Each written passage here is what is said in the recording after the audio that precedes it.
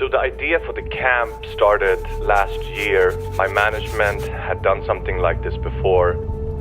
And with the pandemic striking, I think I'm not alone as a producer in being inspired when I travel, and having that completely removed from our lives.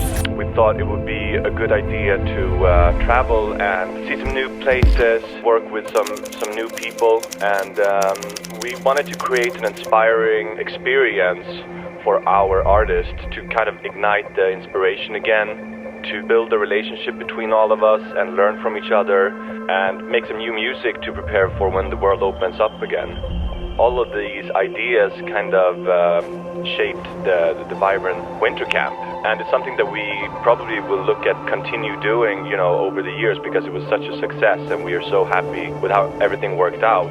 It was also super nice to be able to give our fans some insight into how we work in our process and kind of connect with them during this process. I think we got pretty lucky with the group of people that went up. It was me, Marino Canal, Viggo Dyst, Rebecca from the duo of Rebecca and Fiona, and Mola. It's funny because, we all have our different styles. I think what we all have in common is that the melody is always in focus in our productions. This made for great, interesting collaborations between all of us.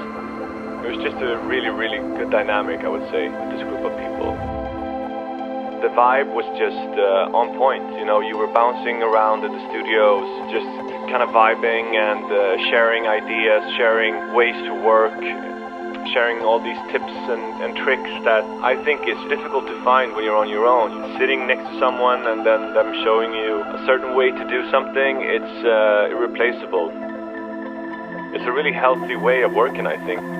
The creative vibe that was happening up there was just something I haven't done before, and it was a great learning experience. Everyone had something different to bring to the table. You had Rebecca, who is a great songwriter, who had a hard drive full of unused vocals. You have Viggo, who is this new guy from Stockholm, this more garagey, ravey kind of sound. You have Ulf, who is amazing at producing, and I can't believe how hard he worked. He just works non-stop. And then Moa, who really brings this atmospheric, trippy, dreamy vibe. Marino, who loves to scale down his productions. He works without compromise, will always take stuff out.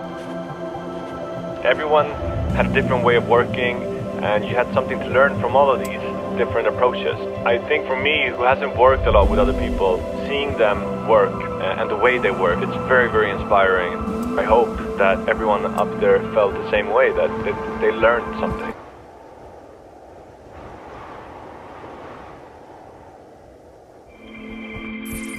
When I got into the whole dance music scene and I saw that the DJs and producers that I looked up to, they had set up their own labels, they had built their small communities, that idea really appealed to me. It was something that I had in the back of my head ever since I started producing, that one day I want to start my own home for me and my friends, trying to find new good producers, mostly from Sweden, but from all over the world.